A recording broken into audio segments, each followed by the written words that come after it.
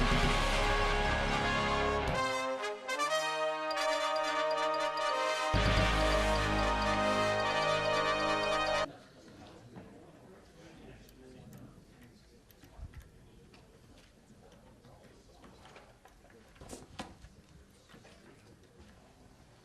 morning, everyone. Good morning. I will call this Waupaca County Board of Supervisors annual session to order this morning.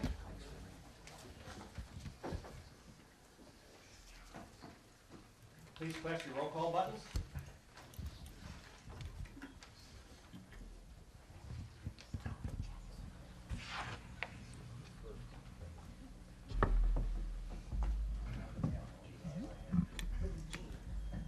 Roll call shows 24, 25 now? Going once? Going twice? 25 members present, 2 members excused.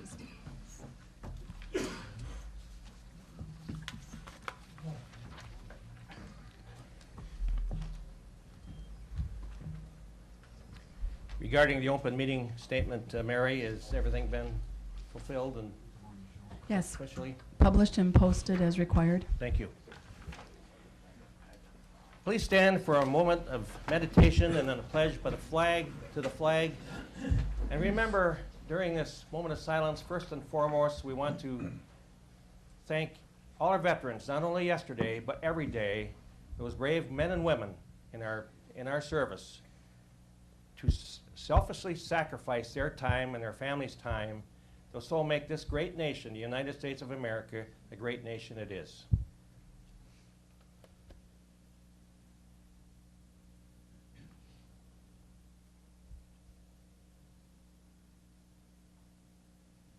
I pledge allegiance to the flag of the United States of America and to the republic for which it stands, one nation, under God, indivisible, with liberty and justice for all. Thank you very much.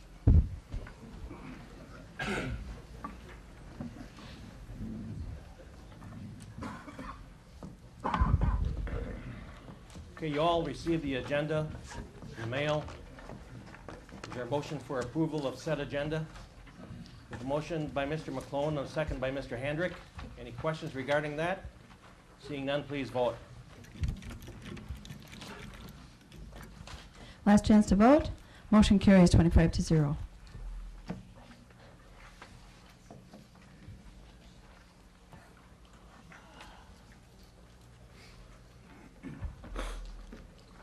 Likewise, the minutes of the previous meeting. There's a motion by Mr. Sorensen for approval and a second by Mr. Peterson. Any other questions or discussion regarding the minutes? Please vote. Last chance to vote. Motion carries 25-0.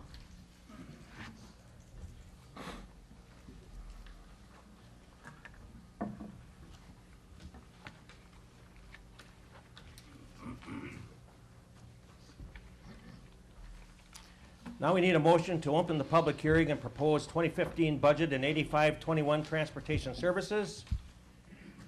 Is there a motion to do that? Motion by Mr. Kussman and a second by Mr. Federowitz. Please vote. Last chance to vote. Motion carries. The public hearing for the 2015 budget is open. The public hearing is open, and those who would like to come up and discuss their budget, please come to the podium, and I will allow you 3 minutes. And you also have to state your name and address. Is there anyone that would like to come forth and talk about our budget?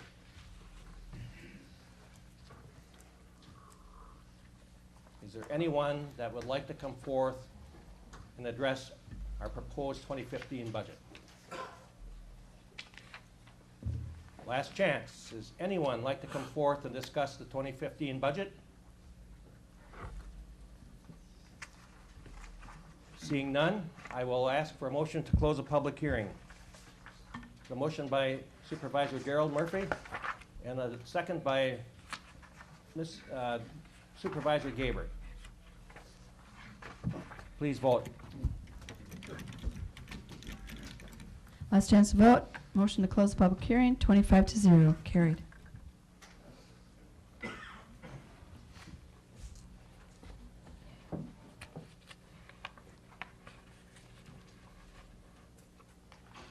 Next, I will turn it over to Finance Director Heidi Dombrowski, our Finance Director, to discuss the 2015 budget. But before that, I will ask for a motion. We discussed this, seen this, talked about it last month.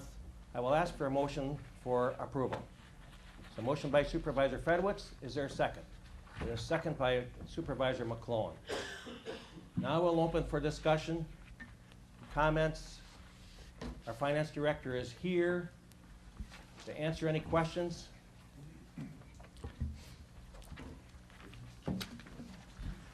Okay, go ahead, Heidi. On your desk this morning, I put 3 sheets. They're all legal. We talked about it at the reading on October 28th, that once the issuance was approved, that actually did change our estimated debt service payments because the interest was actually lower, plus we received the $168,000 of bond premium. So those changed our debt service numbers. So the resolution in front of you actually addresses that change, and I just want to walk through it real quickly with you.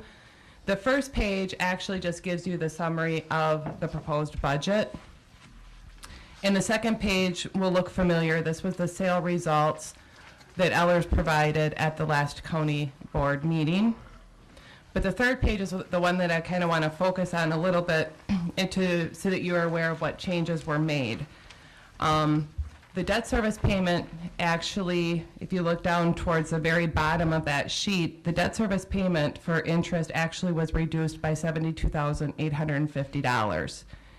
In addition to that, we received the $168,318 for the bond premium, which will be set aside in a separate account for the interest payments that are due in 2015.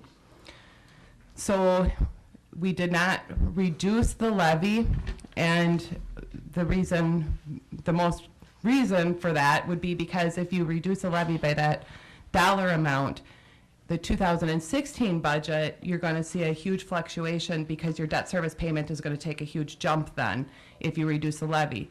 So what the Finance Committee has recommended to pass on to you is a reduction in the fund balance applied to pay for capital projects, because you want to make sure that you don't put it into your operating, that you keep it within those types of transactions or expenditures. So what you're seeing here is a lesser fund balance applied for the capital projects. When I read the budget on October 28th, we were going to utilize $390,786 for capital outlay for that fund balance that we're applying. And what's before you today, we reduced that by $241,168, so we're actually only applying $149,618 of that fund balance. So that is the change that has occurred since the reading of the budget on October 28th, but the levy itself has not fluctuated. Questions for Heidi?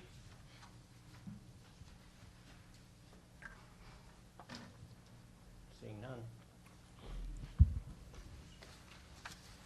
Thank you very much. Thank you.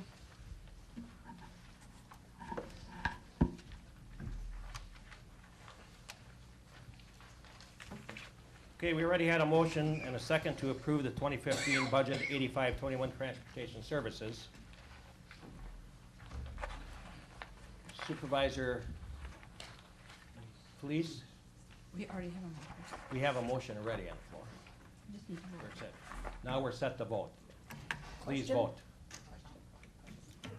Pat, Craig has a question, though. Oh, I'm sorry, Pat. Could I just ask a question on this new sheet that was put on our desk? Yes, you can. What does it mean? This is part of the 8521 Transportation Services budget, which is part of the budget, but Christy Gonwell put this on here.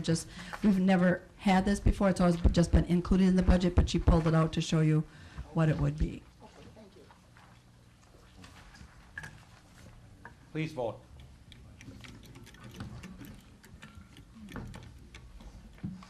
Last chance to vote. Motion carries 25-0. The budget's been adopted, and the 8521.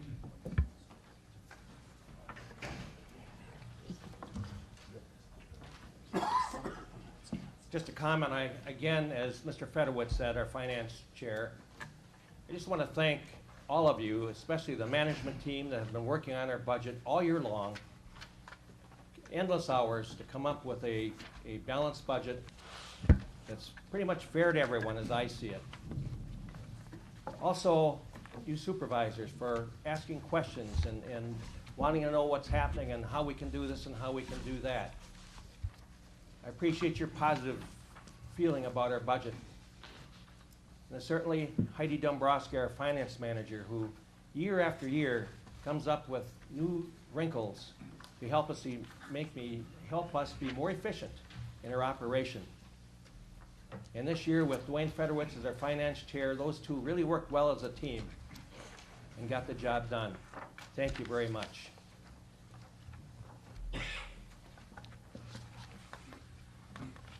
We go on to reports.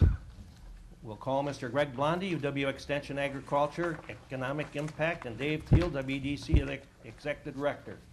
Good morning. Good morning.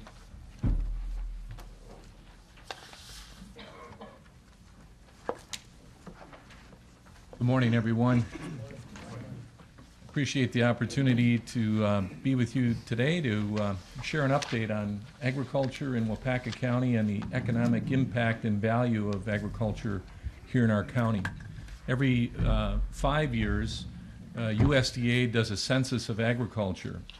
And the most recent census survey was sent out to farms in December of 2012. It takes about a year to 14 months for USDA to get that data analyzed. And so it was just this summer, later this summer, that the data became available at a county level. And so that's what I'm going to share with you. Along with that, you may have read in the paper recently, there was a statewide economic analysis done by Dr. Stephen Deller at UW-Madison, looking at the value and economic impact of ag. Now today, at $88 billion in Wisconsin. Well, we have the local county data that we can share with you as well. But before we get into the bigger picture of the economics, I always like to start at the farm level because that's where it really all begins. You can see from this slide that at the end of 2012, there was 1,145 farms in Waupaca County. That was down 5% from the previous census in 2007 when we had 1,330 farms. 5% fewer farms in Waupaca County compares to 11% fewer farms statewide. So the change in farm numbers actually is a bit better here in Waupaca County than it is statewide. I think the other thing that stands out to me in this summary is the top 3 or 4 types of farms. Again, these are based on the respondents identifying what their primary economic activity on that farm is. And of course, many farms have more than multiple enterprises, but what's the primary one? And we can see here that in 2012, grain crops was the primary economic activity on about 30% of those farms, followed by what I would call the animal agricultural enterprise, forages which are used to feed our ruminant animals, dairy and beef, and then the dairy and beef producers right behind them. This is a slide that difficult to see, really difficult to see. The shading that is barely evident on the screen actually identifies where our cropland is located in this county. Dan McFarland from Land and Water Conservation Department produced this GIS map for me, and it begins to, if it was a little darker, you really begin to see that our agricultural lands are located predominantly in the eastern half, and more specifically in the northeast area of our county. Go back. When we break down all land in the county, we have just under 500,000 acres, 480-some thousand acres of land area. That includes roads and roofs and waterways, but a big part of that is farmland. Those are the 2 green pieces in the pie here. It accounts for about 45% of all land area in the county. And of course, when we talk about farmland, it's just not cropland. It includes the farmstead, pastures, woods that is part of that farmland, but harvestable cropland in 2012 accounted for just over a quarter of all land area in this county, 130,000 acres. And that's really, that 25% of our total land area in this county is what is at the root as an economic driver here in Waupaca. As we break down our crops, you can see here what the predominant, and no surprise, you drive around the county and what do you see? Corn and hay and soybeans, right? And this would confirm that as well.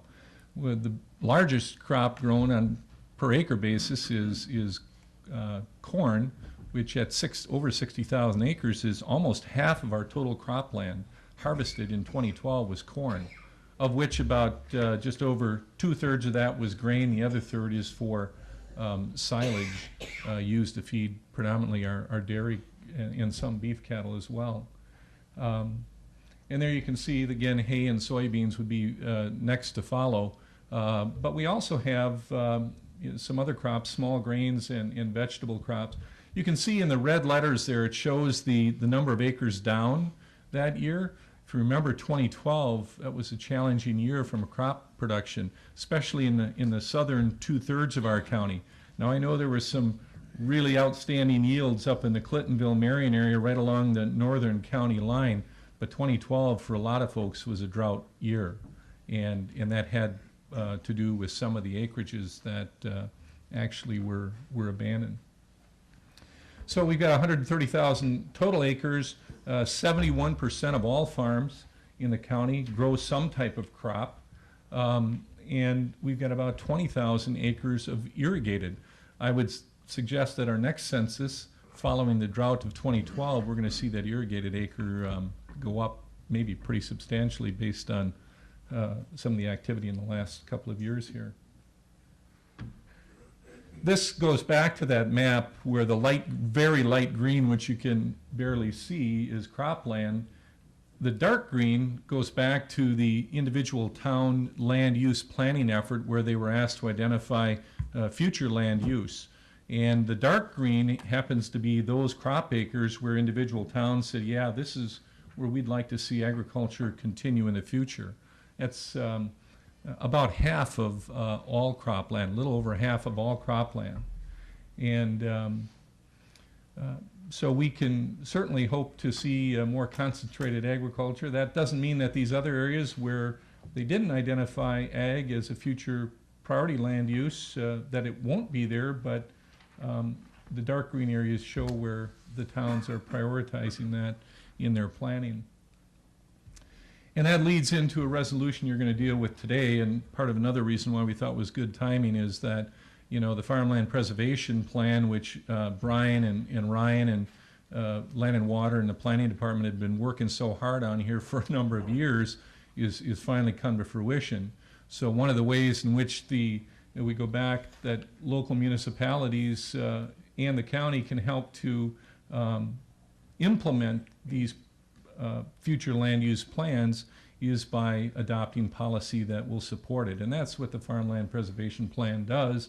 It takes those areas, and that's what the hatched marked areas are, that are cropland that would be covered by that Farmland Preservation policy. Some demographics, I think this is awfully interesting. Sometimes we tend to think about just the cows and the corn, the things that we can see more often, but we can't forget, I think, that vast majority of our farms are family owned. In fact, 92% is low, because if you add in the partnerships that are multifamily partnerships, it actually gets closer to 98 or 99% family owned, which is similar statewide.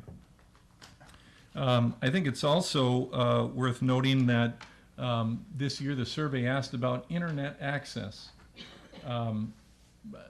I think this was the first year in which that question was asked in this nationwide audit of agriculture.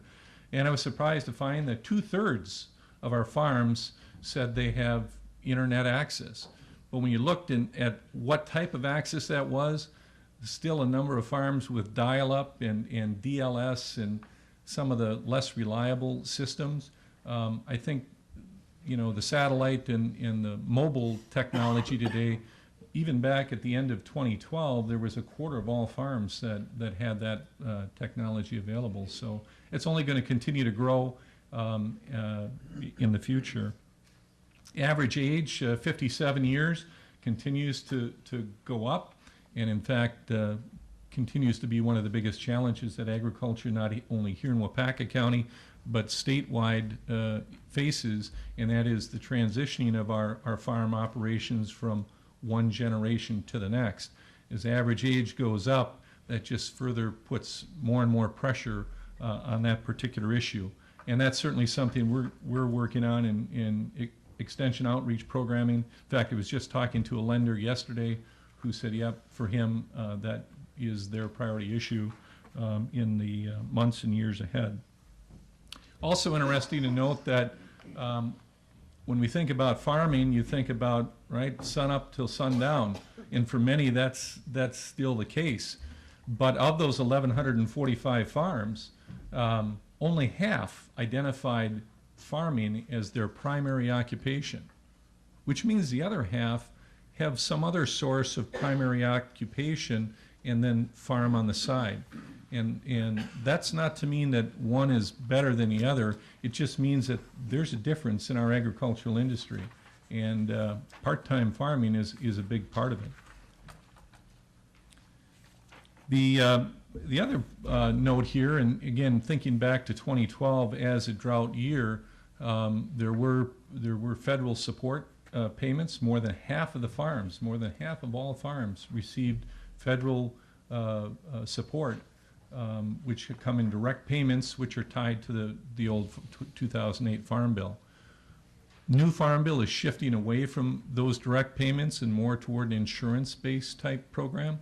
So I would expect that we're going to see those numbers probably decline going into the future, with more responsibility put on individual farms to look at self-insurance.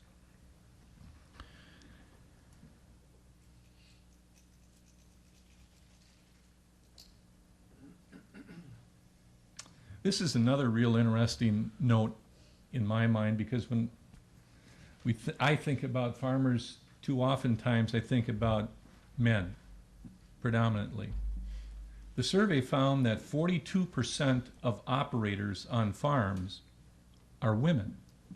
42%. Well, what do we mean by an operator? Not necessarily the owner, could be, but someone who provides both labor and or, not both, but either labor or management. 42%, which isn't surprising. Many of our family farms are husband and wives, and even though the wife may be working off the farm, there's still either management or labor responsibilities that they're involved with as well. Principal operator, primary operator, which in many cases includes both the most labor and management. 10% of our farms are women as the primary operator. The other one that's really important from an economic standpoint is this idea of farms as businesses. And we'll talk more about that in just a minute, and Dave is going to expand on that in the broader agricultural industry here. But I don't think folks realize that our farms in Waupaca County, at least over 25% of them, have payrolls. And that total payroll on an annual basis is about $12 million. That adds money back into the economy through the local employee spending, and is, again, a significant reminder that our farms are truly local businesses. 8% of our farms, which generate almost $1 million, just over $900,000 a year, almost $1 million a year in direct sales, either through to consumers or to local retail establishments. And we can't forget about our nursery and greenhouses. That's part of agriculture as well.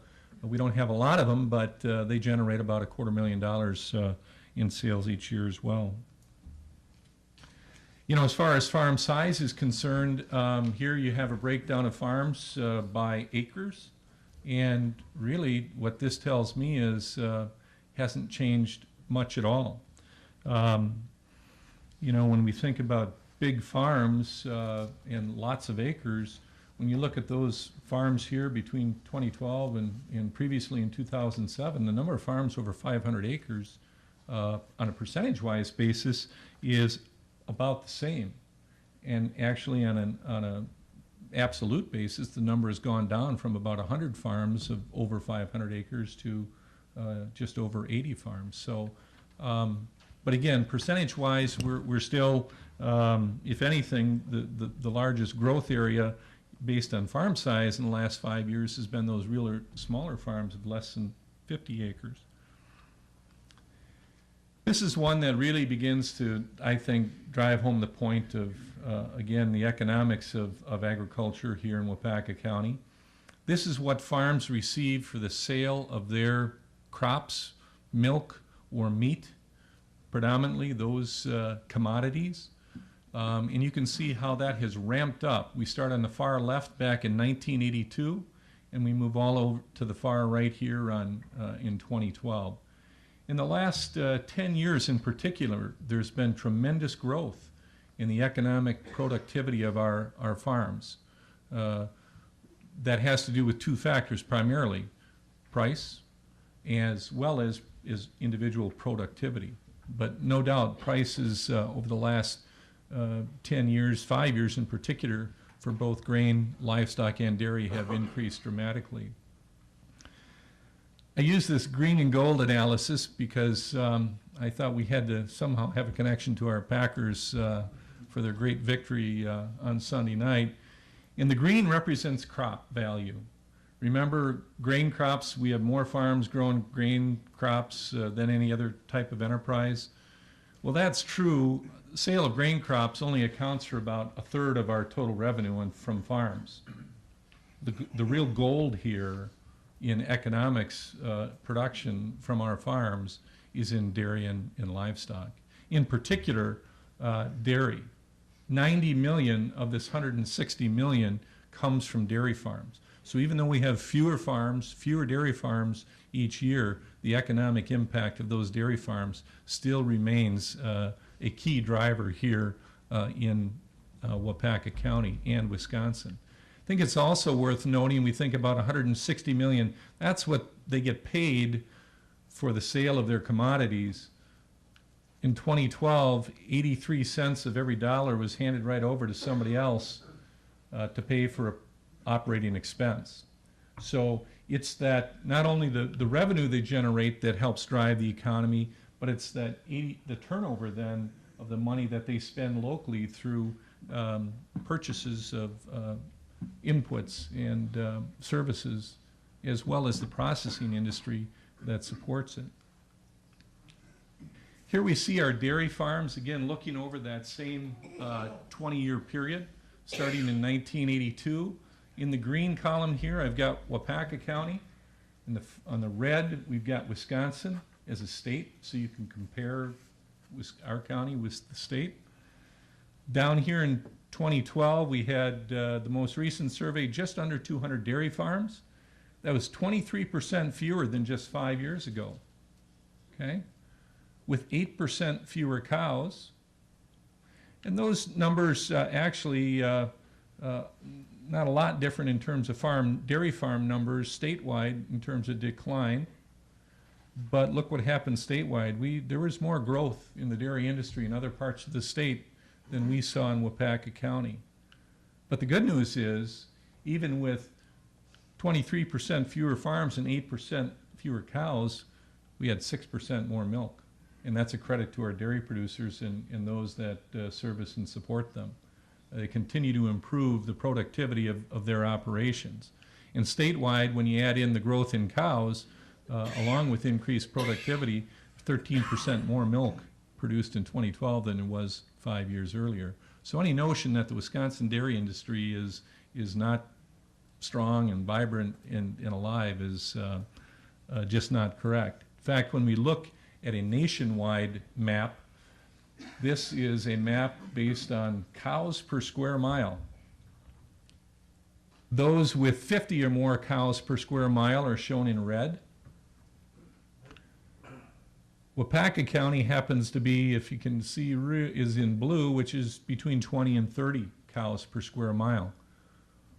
But what this tells me is that we better not take for granted our dairy industry, because it is concentrated here, and it's not widespread across the United States.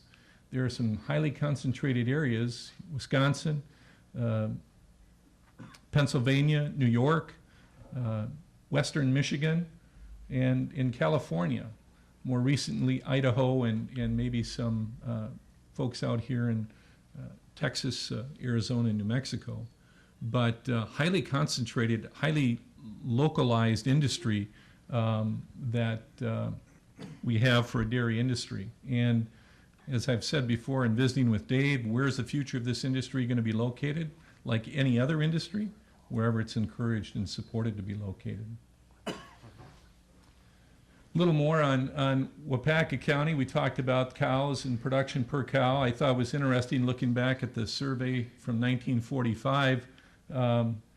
We're producing now not quite 4 times, but more than 3 times the output of our cows today as compared to 1945. That's progress. In Waupaca County, we ranked 19th out of 72 counties, which puts us in the upper quartile of all counties in the state, top 25%. And actually, we've, compared to 1945, the county ranked 21st. So in some ways, dairy is even more important today in this county than it has been before. And we go back to that nationwide map that showed counties. We rank 88th, which is in the top 4% of all dairy producing counties nationwide. Hard to believe. Now we get into the economic impact, and I shared with you a more detailed written summary in your materials before the meeting, and encourage you to read that if you haven't had a chance yet, and if you do have some more questions, we can visit. It gets a little bit more complicated, but what it really takes a look at is this idea of not just what a business generates in terms of the value of its production. We know in Waupaca County what farmers produce is worth about $160 million a year, but the economic impact doesn't stop there because of the fact that they turn it over and purchase inputs, hire employees, processors process their and market their goods. All told, in that most recent economic analysis, all of agriculture in Waupaca County, farmers and ag service providers and processors, accounted for 1/3 of our total economy. Now that's up from 2007, when agriculture accounted for about 1/4 of our total economy. So again, while agriculture continues to change, the importance of agriculture here in our county actually continues to grow. The jobs 5 years ago, or in 2007, was about 17% of all jobs. At the end of 2012, it was 20% of all jobs. 5,400 people employed in agriculture, not just farms, but agribusiness. And our total income then, from all sources of income, was about a fifth of all income, again, up 7% from the previous analysis in 2007. So very significant. I feel very fortunate and proud to be able to work here in a county like Waupaca that is so strong in agriculture, has been, continues to be, and with other colleagues in other departments that really support agriculture. You know, it's great, as well as you as a county board with policy issues like our farmland preservation. It does make a difference, so thanks. And I guess what I'll do is, before we open it up for question, Dave has a couple of, and these are the multiplier effects which are included in your handout. Yeah, we can, if you have questions on those when Dave is done, we can talk more about it. But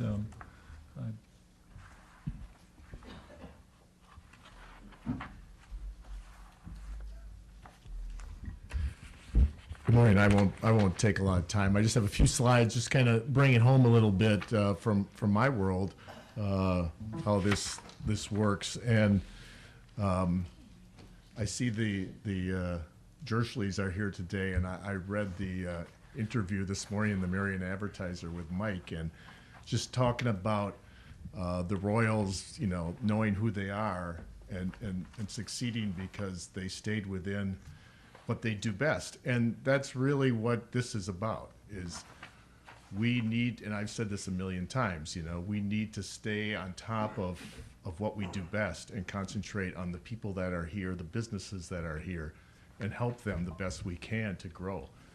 Because we've been strong in these industries for a long time. And of course, ag goes back a long, long time in this county. So, AgriPure.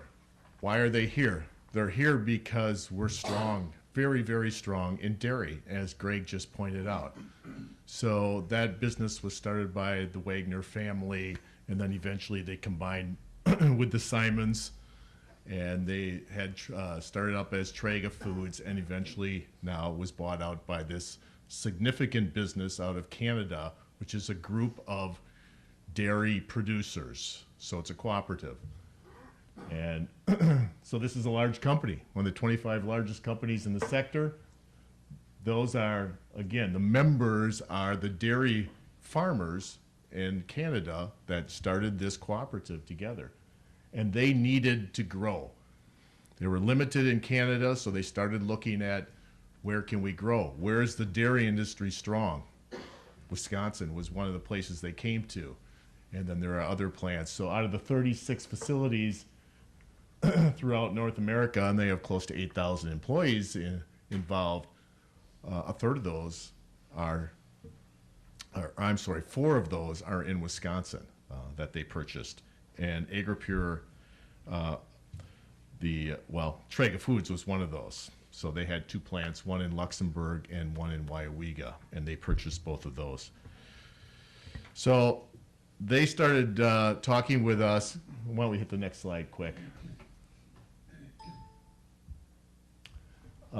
Just to show you the size of this company, I put this up here. And again, 28.6% of their sales are coming from their other facilities outside of Canada. So $3.8 billion in 2013. Very, very significant company. We started talking to them probably in 2010. They called me up and said, you know, we're trying to pitch an expansion here in Waupaca to the corporate office in Quebec, and we want to package that together and tell them how this would work, et cetera. So, you know, some of these things take a long time. At that point in time, so Cheryl Shireman was the administrator in Waupaca, and we started on the project together. Then the interim administrator was Bill Forrest, and now we finally got the project done, and Patrick Wetzel is the administrator. And so, again, you look for programs to help that are either at the local level or at the state level. And so the local program that can help here is the TIF district program. And so they will be, I believe they had a meeting last night to look to put a TIF district in place to help them. And when we first started, it involved two businesses. It was Performance Industrial Products, which is right next door, and then we were going to get them moved into another industrial park. Well, how that all shaked out eventually was really AgriPure ended up buying their property, because their expansion plans grew from just what's happening out there, where the construction that started now, to what's going to occur over the next 5 years. So it started as a $10 million project. Now on Monday, a press release came out, so it's public, and they are going to be, it's going to be a $55 million expansion over the course of the next 5 years. Now, again, job-wise, we're talking 22 jobs, but these jobs are very high-paying jobs. And again, if we did the economic impact analysis on all of this stuff that happens, because, I mean, just right now, the local store down the street will be expanding because the construction company is going to be in town for the next, who knows, 18 months or something like that. And so they're going to be expanding their store, and we'll be talking to them, see if we can help them with the local county loan in some ways, expand their business. So all of that stuff works together and eventually turns into tax base. So we get more money to run operations in the county and more money in Waupaca and all of that stuff. And, we've talked about that over the years many times. But so again, just the whole point of this, go ahead. I think there's one more, Greg. That was it. That was the last slide. So they're increasing their payroll by just under $1.2 million. And so I brought the state in, and it ends up the state can help out here too. So that was what the announcement was on Monday from the state of Wisconsin, was that they are going to award some tax credits to Agri-Peer to help this expansion. So those are the two programs that we were able to bring in. And again, it's just all about trying to support the businesses that we have here and help them grow. Because this is a big deal in Waupaca. $55 million. Pretty much Agri-Peer is going to be here for a long time. And again, they'll now have room to grow, and performance will end up moving somewhere else, and we'll figure that out when the time comes. But we'll work hard to keep them in Waupaca County, obviously. But so I just wanted to bring it down to a personal level.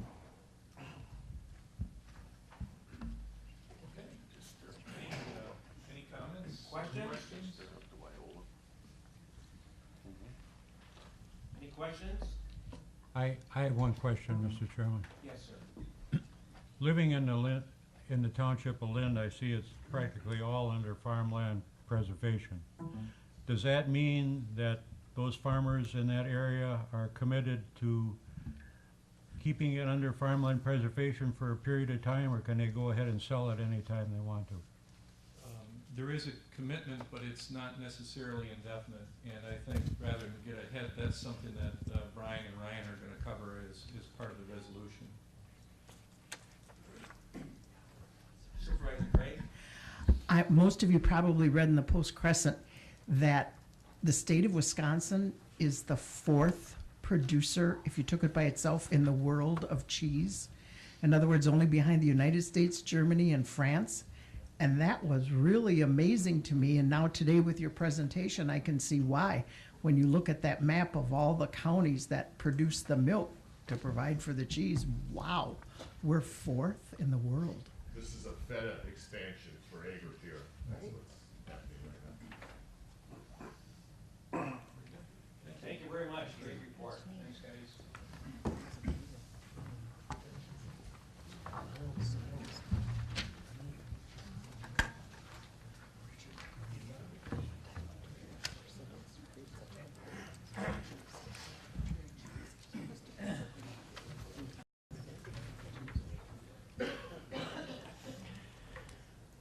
This year has been one of the most exciting baseball years, as a baseball fan such as I am and many of you are, that existed. Our Brewers did so well and then faded at the end. But this year I did buy the extra package of the Major League Baseball Network so I could get all the Major League games and get all of the Kansas City Royal games, where they ended up being Waupaca's team, Waupaca County's team. One night I was watching TV with Nancy at a Royals game, and the third base coach of the Kansas City Royals sent their slowest runner home, Billy Butler. And I said, "No, Mike, no!" And he slides in safely. And then, 2 outs in the 9th inning, with the Royals behind 1 run, Alex Gordon hits a sinking line drive in the center field for a base hit. And he gets by the center fielder, and the left fielder backing up, gets by him. And here comes Gordon the third. "Send him, Mike!" Durst holds him up. What the heck is that? We could have had a tie game, I thought, until I saw some replays. There's no way. Well, I went a little extra effort and got a hold of that third base coach at Kansas City and brought him here today to explain that move. Like, this is probably the 500th time he's going to be asked this, I know. Plus that, he's probably going to punch me out sometime. But that being said, the architect of the whole deal is Don Jersley, the father who set set it pretty high in Clintonville for excellence in baseball and in sports. And I've got Don here, the dad, too. And I'm going to bring them both forward in just a bit. But I was a young boy off the farm in 1959, just completed a successful year with the Clintonville Truckers, and after the last game, this guy comes up out in the field and he says, "Captain, I want you suiting up for the A's next Sunday." And then I realized it was Don Jersley, who was a sports icon in Clintonville. So I later found out, I was too young to watch his football games, but he was a heck of a football player, Don Jersley was. In fact, I later found out he scored 7 touchdowns against New London in 1951. Wasn't that right, Bob?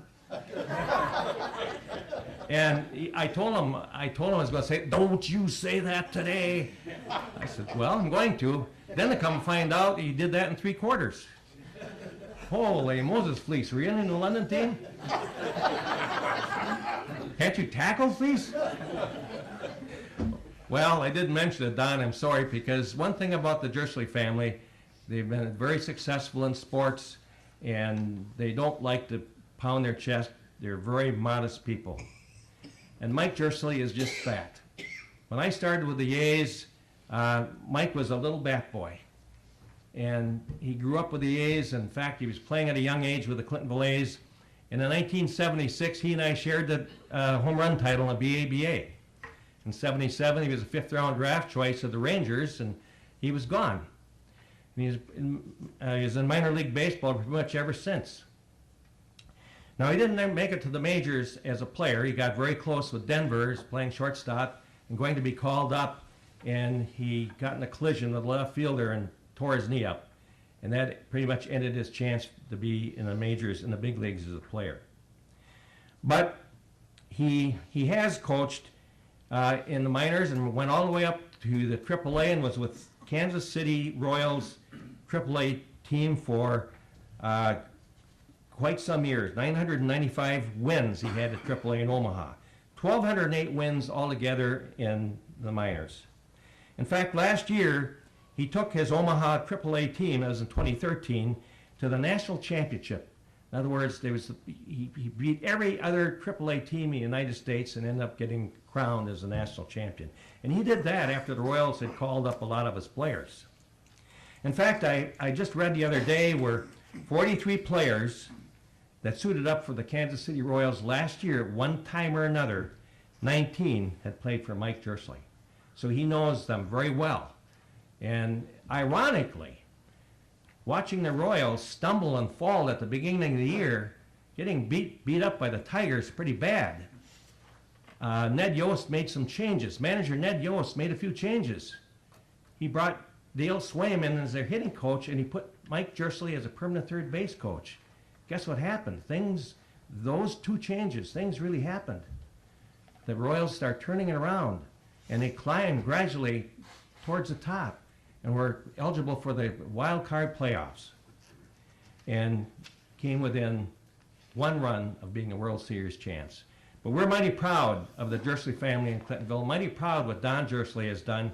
I'm mighty proud to say that that Don and Mary, his late wife, and his family have made me a better person, has made me a better ball player. I wasn't much of a ball player, but with him making us run that library hill on Saturdays and just beating us in the ground, so you're going to be in the best shaped team out here. In fact, when I went in for my back surgery last year, the doctor said, "Did you ever run a lot of hills?"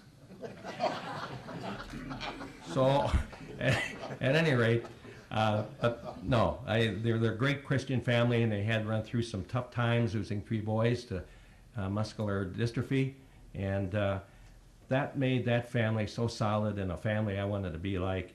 And I'm going to ask Don and Mike to come forth, and Don, when you want, you can sit right up here at chair, and we'll get at your son. We'll ask him about that play.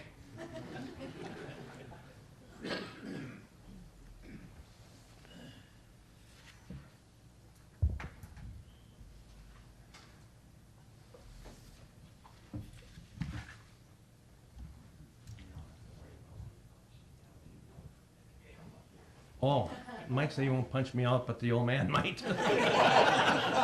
He's- And also, I printed a lot of these out in case somebody wanted Mike to autograph them back there for their kids or for whatever. So, you want to come and say something, Don?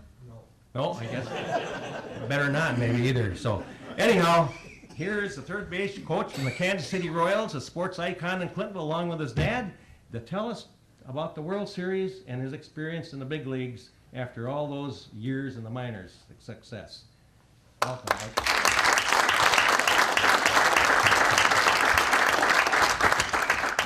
First of all, I want to thank my dad for getting me started in baseball. He's the reason I'm where I'm at today, along with my wife Sherry, who put up with me and let me go half of every year to baseball. So those two have really helped me in my career. I want to thank Dick for when I was a bat boy. My dad taught me how to play. I watched Dick play and I learned how not to play. So that really helped my career out right there, watching him. I'm just kidding, Dick. You were a great ball player. One of the things I learned early in life with my three brothers having muscular dystrophy is, you know, somebody always has it worse than you do. And that's one thing I always learned. And I always learned, my dad always taught me growing up that don't ever think you're any better than anybody else. And that's one thing I really took to heart and I've tried to do. And I feel like I do, and I've taught that to my kids along the way too. That no, you're no better than anybody else. Yeah, maybe I coached third base in the World Series, which I don't think's a big deal. But I coached third base in the World Series this year. But I don't feel like I'm any different than I was 10, 20 years ago, 2 years ago. You know, I think that's what people have to do. They have to remember those things. When you start to have some success, you got to bring yourself down to earth. I know with my three brothers, growing up, I had to do all the chores around the house. And believe me, I got PO'd a lot of times. Like, why do I have to take the garbage out? Why do I have to mow the lawn? And I finally realized that I should be happy I can do those things. You know? When I had to put my brother's socks in their underwear and set them on the toilet and things like that, I mean, I think it helped me be a better person and understand life a lot better and take the things that God gives you and go with it. You know, I could have easily given up on baseball. I spent 14 years in AAA managing, and I was probably passed up probably a half dozen times with jobs in the big leagues. But I always felt, you know what, at least I have a job and I'm doing something I enjoy to do, and that's coaching baseball and helping young kids out. And people asked me, and they did an article last year in ESPN, the magazine, and he said, well, why do you do that? Why do you continue to stay in baseball? You don't get to the big leagues. You work at D. Mitchell Interiors for 30 years, coming back every year. I said, maybe I don't really like change, you know? And that's the way I am. I don't like change, and I don't like being in the spotlight. In fact, I didn't even want to come here because I don't like to be out in the spotlight. I really don't. I like to just fly under the radar. Sometimes you keep your job a lot longer that way, too. But, you know, all those things put together, I like to think that it made me a better person. So, you know, going on in life, I always look at, you know what, maybe we didn't win the World Series this year, but I should be happy we were even there because I might never see the World Series again. And I should be happy that I had the opportunity to put a uniform on, coach third base, and be in the World Series. And now that's enough of that stuff.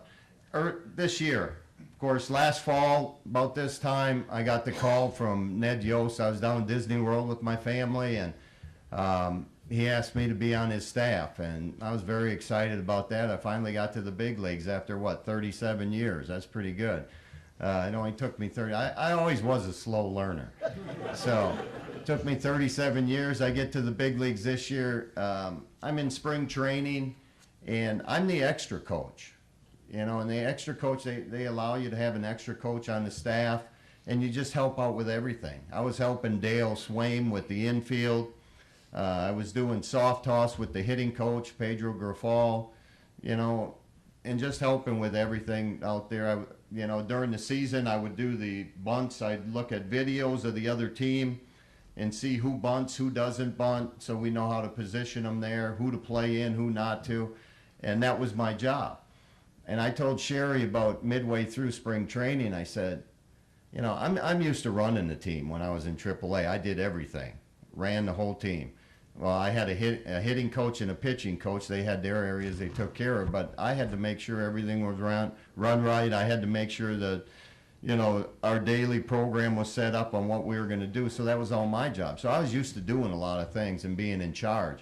And I knew it was going to be this way, but I looked at her and I said, you know what? I feel like I'm nothing right now.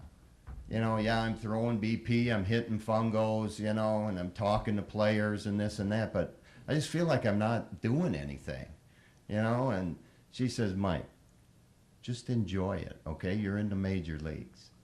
I said, well, I don't know. I can't stand this stuff, doing this like this. So, but I kept going.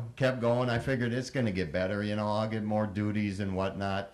Well, by the end of May, Ned Yost calls me in to his office one morning, about 11 o'clock, and he goes, Jersh.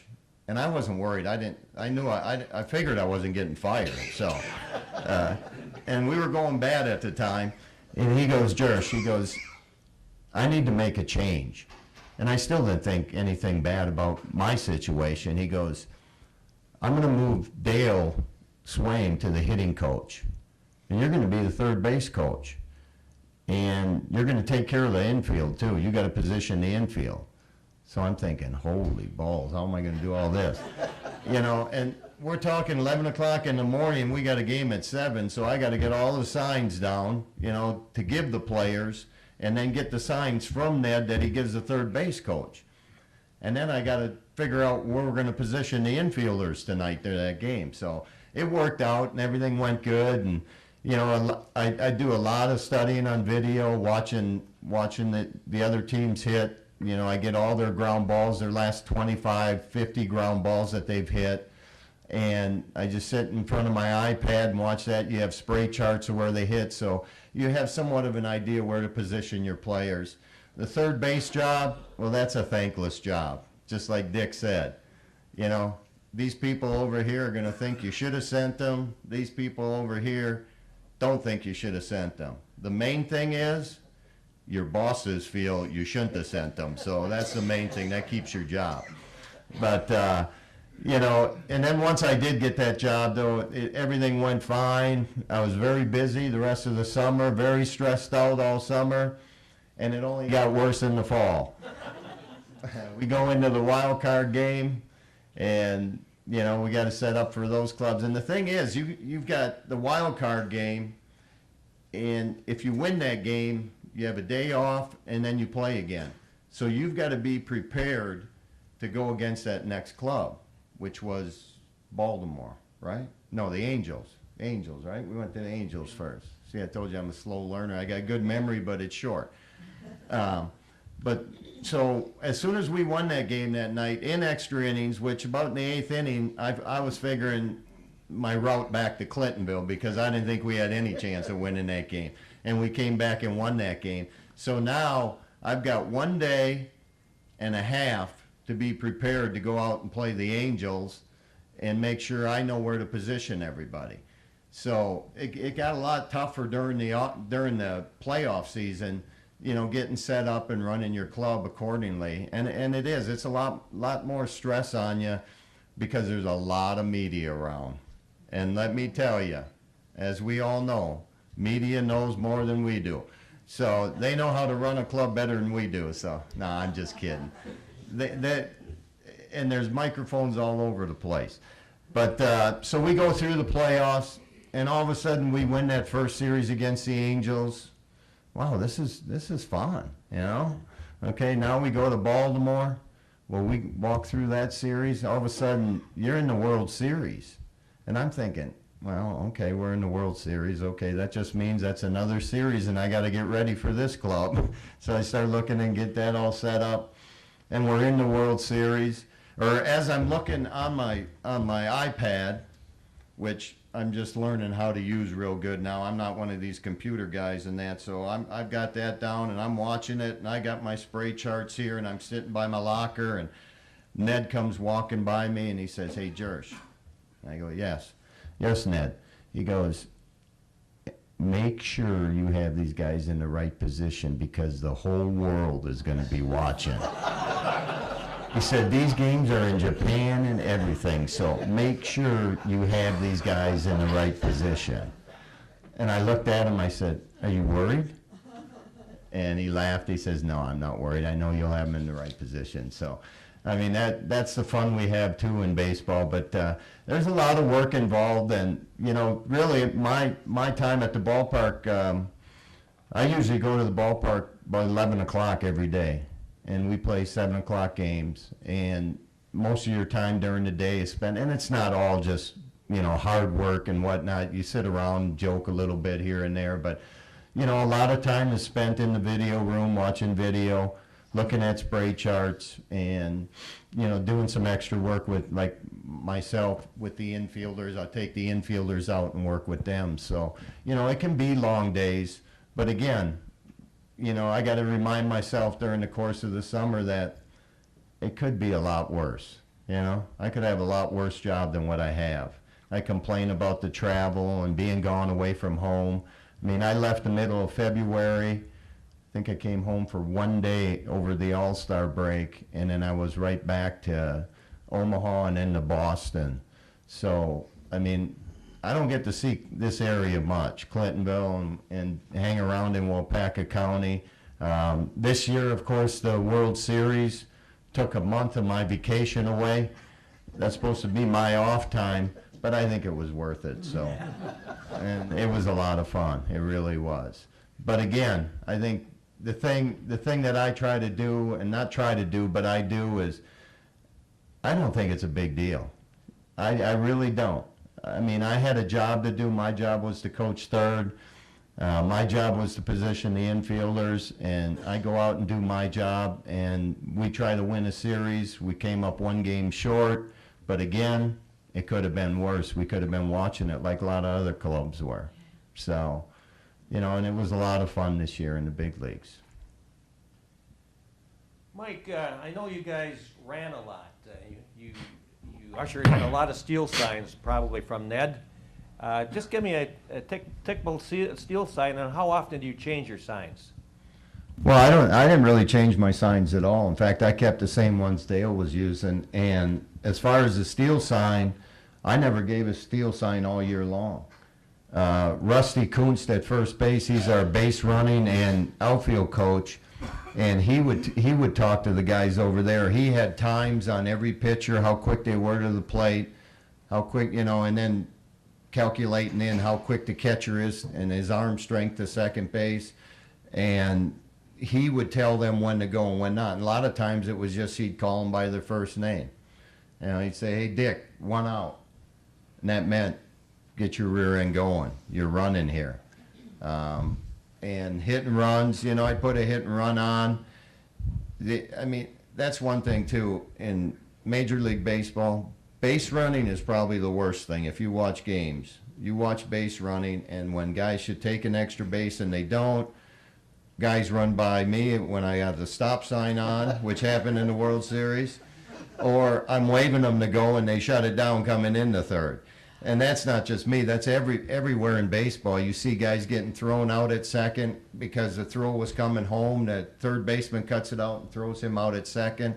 So the base running, I mean, you got to continually work with these guys. Signs, you got to continually work with these guys. Simple signs. Sometimes, I mean, in the past, I would go bunt, hit and run, steal. Okay, first touch with my right hand. I'd put that on, boom. The guy go up there and he'd swing away. It's like, how hard is that? First touch with my right hand. If I touch here, nothing's on. They couldn't get it, some of them. A lot of them are good though, but there's just certain guys you got to really be careful with it. They don't get the signs all the time. I remember one year in AAA, I put the bunt sign on. I think it was the bill of the hat. I put the bill of the hat on. He didn't bunt. And he looks down at me again, and I'm mad because it's first and second tie game in the 8th inning, and he didn't bunt. So I put the bunt on the first time. He doesn't bunt. So he looks down at me like this. I go, just bunt the ball. They end up laying it down, and we got the guys over to second, third. So sometimes, you know, everybody in the ballpark figures you're bunting, but that guy didn't get the sign, and he's swinging. So, but a lot of funny things like that happen during the course of the season, and you know, the hard things are is just staying on top of everything. But to answer your question, I didn't put the steel on, I don't think, one time. You know, we have signs where 3-1, 3-2. If I touch a certain area, you're not running 3-1, 3-2. If I don't, you're running 3-1, 3-2. That'd be like a runner on first and second, or a runner on first. So those are the, you know, signs and the running game as far as. And you know what's funny is too is when we went into Baltimore, I don't know how many of you really listened to a lot of it, what was going on, but they talked about how many bases we steal and this and that. And of course, Buck Showalter, you know, he's a macho guy. He's a good guy, but he's a macho guy, and he's going to shut our running game down. So, and going into that series, we knew they're going to shut our running game down because their pitchers are quick to the plate. They hold runners really well, and their catcher can throw. But Ned told our guys to tell them, the media, we're going to run and we're going to keep running like we've been all year long, knowing that we aren't going to do that. So, and what happens a lot of times when you do that is pitchers start worrying so much about those guys at first base, they end up making bad pitches to the plate because they're so worried about you stealing bases, getting in the scoring position, or stealing third or whatever, that they end up making mistakes here because it's tough for pitchers to focus, you know, 2 spots. And that's, my wife tells me that all the time. Mike, I do have a question for you. I know I've watched you in athletics from the day you were born almost, but you always had a strong arm. Mike had a terrific cannon as a quarterback, as a baseball player. I never saw in a World Series where a third base coach reaches down to catch a foul ball, and he goes to throw it in the stands, and he can't even make the stands. What happened?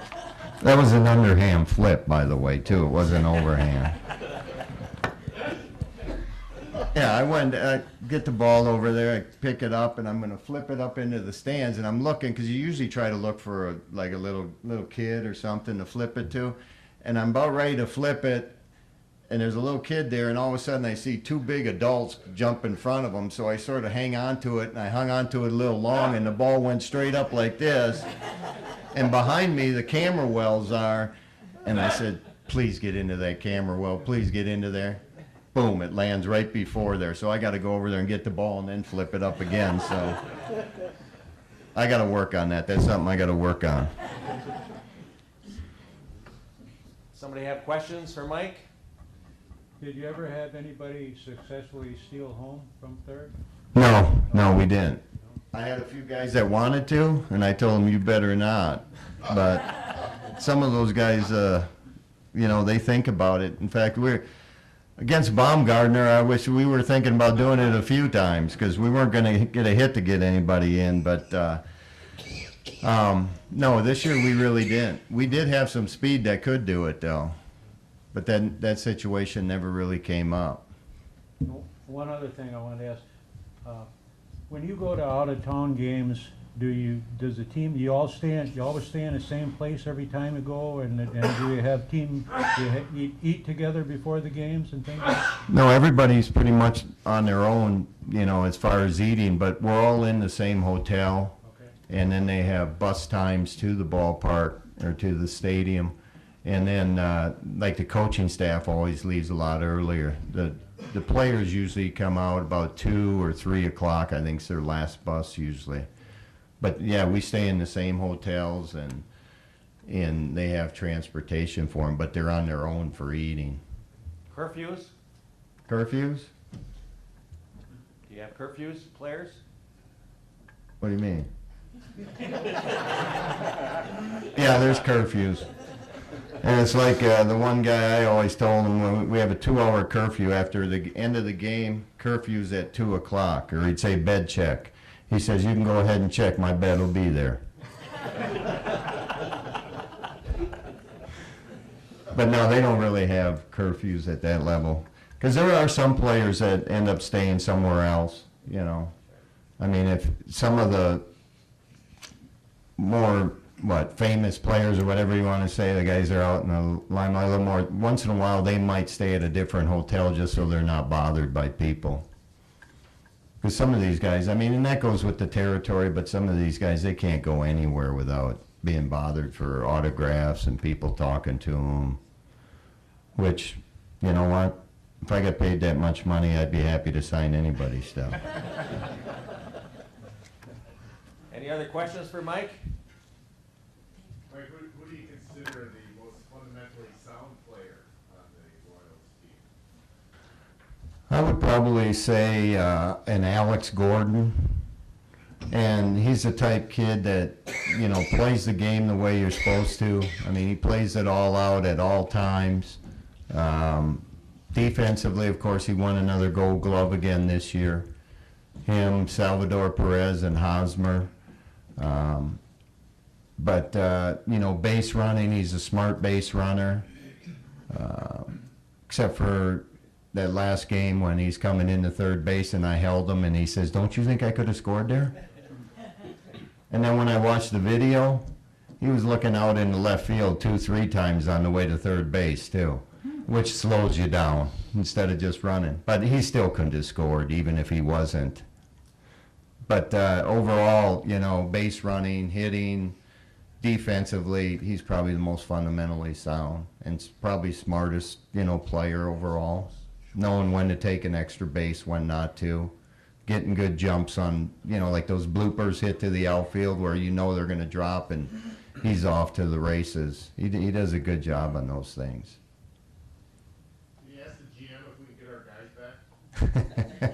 That's what I told the media when they asked me questions about our club and whatnot, and then they talked about the guys from Milwaukee. I said, hey, you got a little bit of Milwaukee and a little bit of Kansas City here. Although we had a lot of Milwaukee there, really.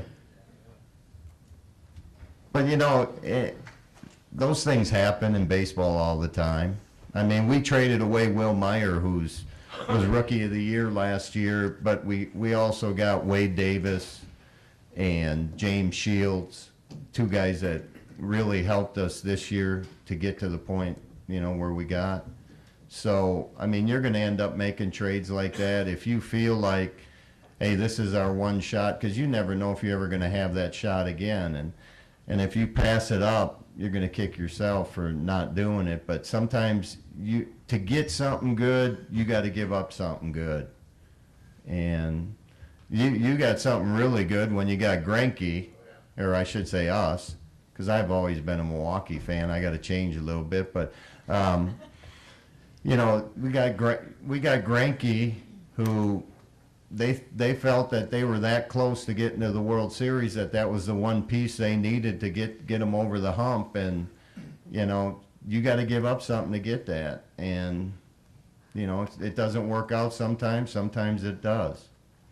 In fact, we were under pressure this year because this was the last year we had Shields.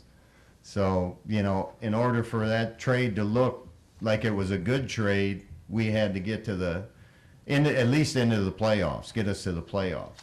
Of course, we hadn't been there for 29 years, so you got to make deals like that. And I know a lot of people get upset because we have those Milwaukee kids with us, but you never know how a lot of these kids are going to develop either.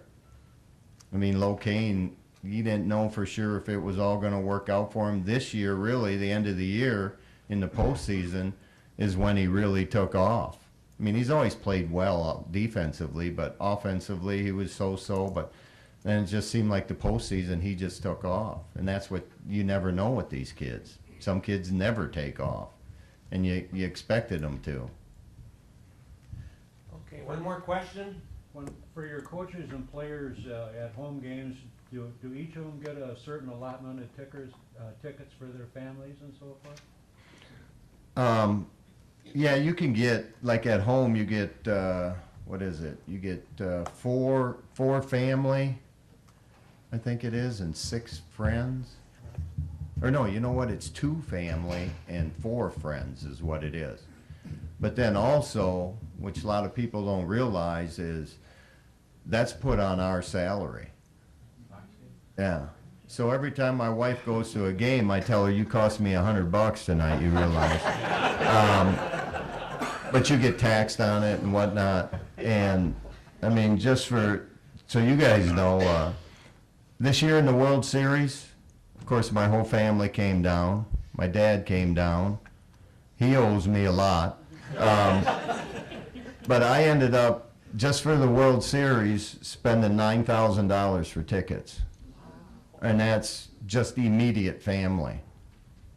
Guy had 9 tickets. Because when you buy those tickets in playoffs like that, you have to buy it for the whole series. So. Well, I have to say that all the press that I've read in our area, the Appleton Post-Crescent and the Milwaukee Sentinel and everybody backed your decision to hold them there at third base, so I was happy. That's good, because I got a text this morning from one of my buddies. He lives up in Canada now. He said, hey, I just saw an article on, I don't know, some website or something. A mathematician figured it out. There's no way he could have scored. I said, could we please drop it? I'll tell you that story quick. I go, after the game, we get beat by a run, right? And we feel bad, you know, you lost, but you did a lot. We had a great season.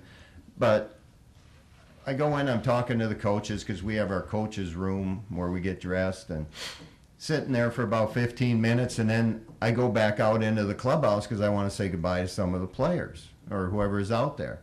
So I go out there. All of a sudden, one reporter comes up to me, and he starts asking me, did you think of sending him there on that play? And I started answering that question, and I blinked, and I looked up, and I had about 9 people standing around me talking to me about that play.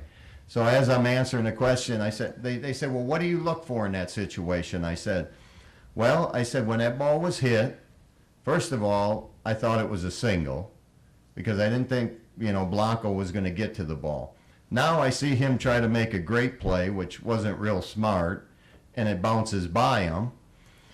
And now it's rolling to the wall, and I see the left fielder wasn't over there backing him up, so he's running to get the ball, and he picks it up at the wall, and then all of a sudden I see it come out of his hand and roll away from him. And when you're in Kansas City, they have those lighted boards along the base of the wall, so you can't see real good out there. All you see are shadows. So then all of a sudden I see him pick it up, and I quick look at Gordon, and he's just rounding second. I see him pick it up, and I see him throw it, and all I'm watching for in that situation is the shortstop. If he catches this ball cleanly and turns, I have to stop him because he's not even to the bag yet. Well, I see the shortstop catch the ball, and he's turned like this, and Gordon's right foot is just on third base. Well, this guy's got an above-average arm, and, I mean, it's a cannon, and it's accurate. And he could have thrown the ball 15, 20 feet either way, and they could have caught the ball and still ran back and got him.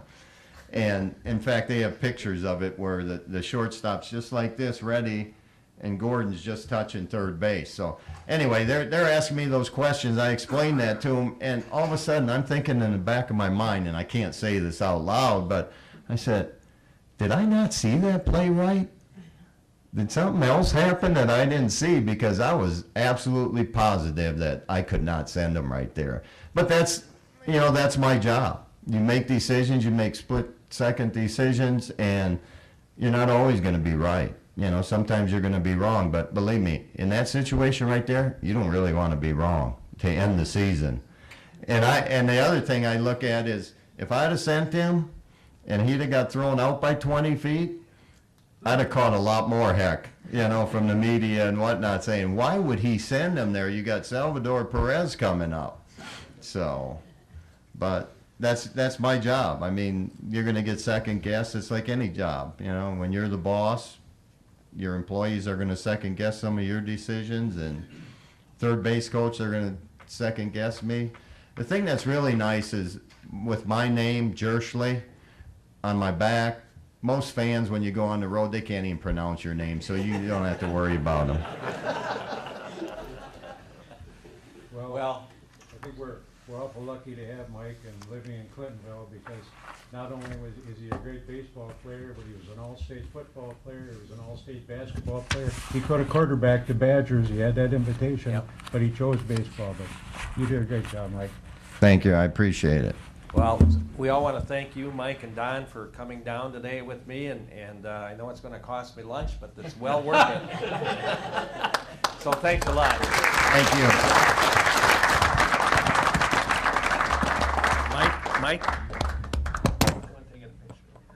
We're going to take a short break right now.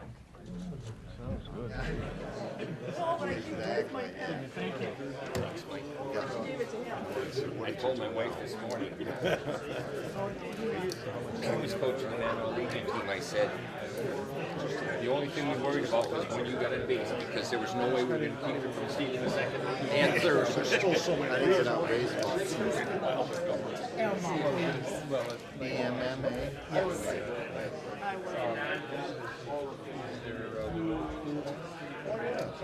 I guess north of us, Russell.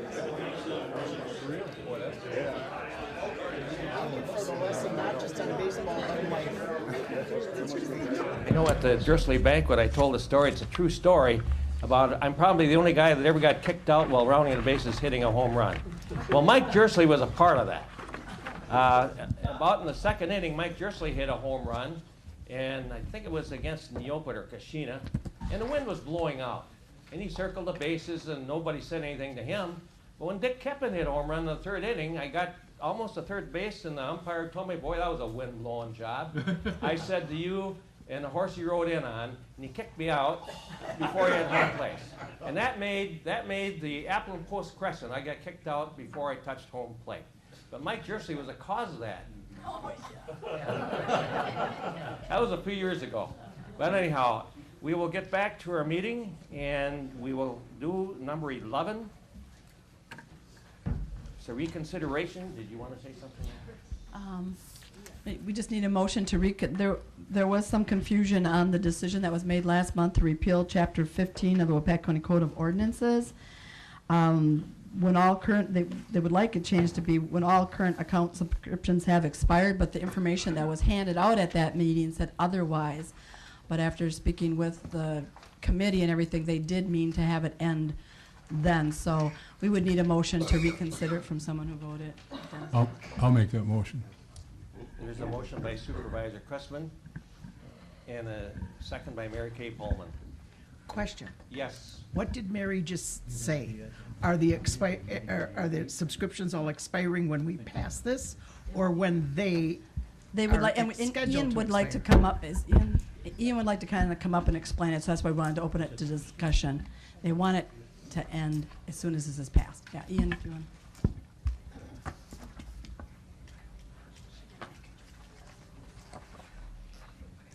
Morning. Morning. So, yeah, I realize I caused some confusion by not updating my document that I sent out to you guys. That document that you guys had a couple weeks ago was actually what I gave to the committees. And the Land Council and then the Legislative and Judicial Committee passed the motion to make the repeal effective immediately. But I failed to update my document, so that's why what caused confusion. So what we're asking for is to repeal Chapter 15 but make it effective immediately today. We're ready to implement it today. We can make the change right now. So that's what we're asking. Any other questions? We will be moving on the reconsideration first, and then we'll need another motion and second to approve, however they want to approve it. Okay. Any other questions before we vote? Please vote. Last chance to vote. Motion carries 25-0 to reconsider the repeal of Chapter 15.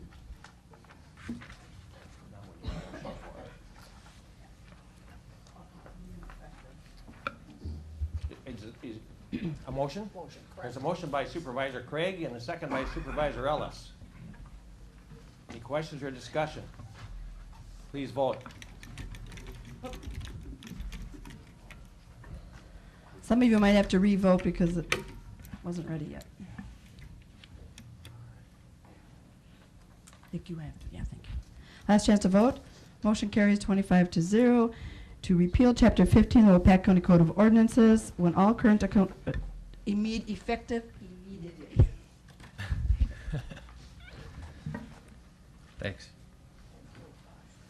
Thank you, Ian. We're down to resolutions. Resolution number 12, 2014-2015, Stratton Lake District.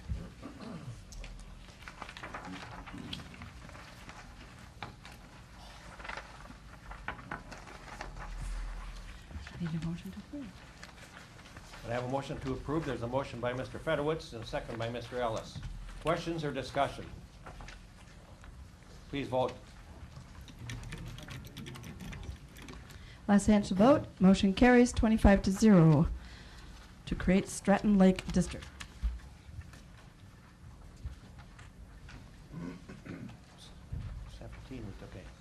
17, we did already. Yeah. Yes, we did.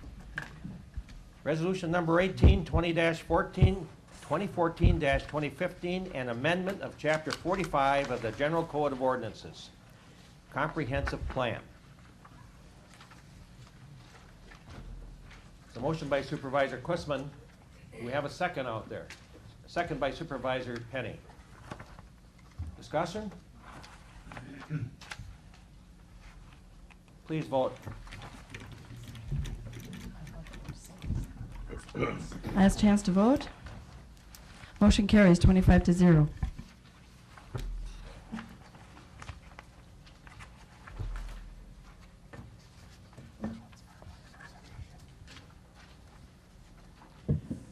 Next item is resolution number 19, 2014-2015, an amendment of Chapter 45, General Code of Ordinances, Farmland Preservation.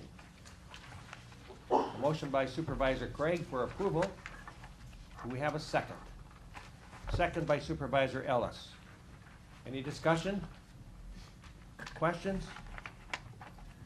Please vote. Last chance to vote. Motion carries 25-0. We don't have to hear Ryan's report then.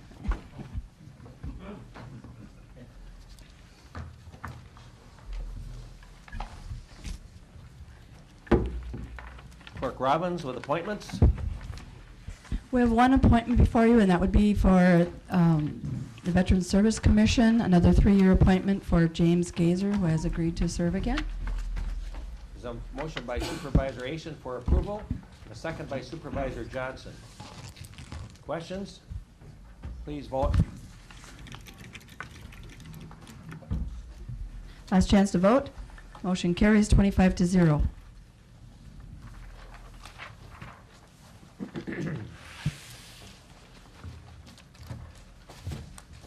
Number 14 is announcements and correspondence. I bet Mr. Carlin has something he'd like to add. I'm not talking about baseball.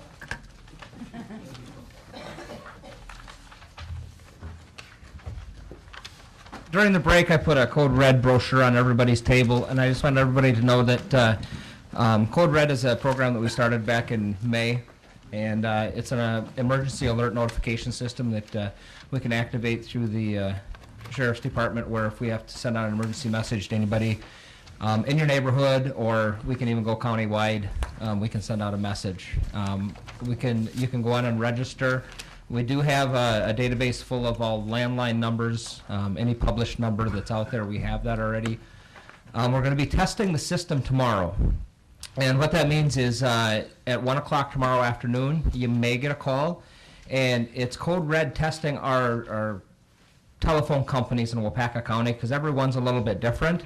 And at 1 o'clock, they're going to flood our market. They can send calls faster than our telephone companies can accept them. So they're going to test our market to see how fast that they can send messages, because when we need to send out a message, we want it to go out as quick as we can. So and it's kind of an awareness thing too. So at 1 o'clock tomorrow afternoon, you may get a call. It'll say, press a button to hear the message. And we recorded a message yesterday just telling you about Code Red and what the message is. It'll be an 800 number. The number's on the back of the brochure of what'll show up on your phone. A half an hour after that, they take that initial data and they can figure out how fast they can send the phone calls to Waupaca County. So if you didn't get an initial call, about a half an hour later, you're going to get then you'll get a call. So it'll be either 1 or 1:30. And if you didn't get a call, let us know, because somehow they missed your phone number or something, but they've got a pretty comprehensive database. One of the parts of Code Red that you do have to sign up for is the weather warnings. If you want a voice message or a text message that there's a severe thunderstorm warning or tornado warning in your area, you do need to go online and register for that. And you can either get it by a phone call or text message or even email if you want, but that part you do need to go in and register. We do not have a database of cell phone numbers, so if you want your cell phone number to be alerted during an emergency in your neighborhood or wherever, you do need to get in and register that. So what we do have is the published landline numbers. So I would encourage everybody with a cell phone to get in and register that. And just go on the county's website, click on the Code Red logo. It's really easy to enter your information. If you need any help, you can also just give us a call. So any questions on Code Red stuff? Thank you, Andy. I put a copy of the legislative agenda, Wisconsin Counties Association legislative agenda, on your desk. I brought this back from the last WCA meeting in Milwaukee. I asked for 30 of these. It was published in a WCA magazine, but it's just nice to have our own copy of this, to keep it with you, to see what the WCA legislative agenda really is and what it's trying to do for the 72 counties in Wisconsin. So with that being said, if you saw the last WCA magazine, it's a nice photo of Willie Johnson, the new president. Yeah. Just so you know that Waupaca County and Milwaukee County have worked together, and I've been a friend of Willie's and a promoter of Willie's for a lot of years for him to get to be the president or in the board of directors of WCA. He's a great guy. He's a very educated man in Milwaukee. He's soft-spoken. And he's just he'll make a great WC president and be a real Mark O'Connell advocate, which the last president wasn't. So that being said, I see there's a motion by Don Asen to adjourn. Is there a second? A second by Mr. Terry Murphy. Please vote.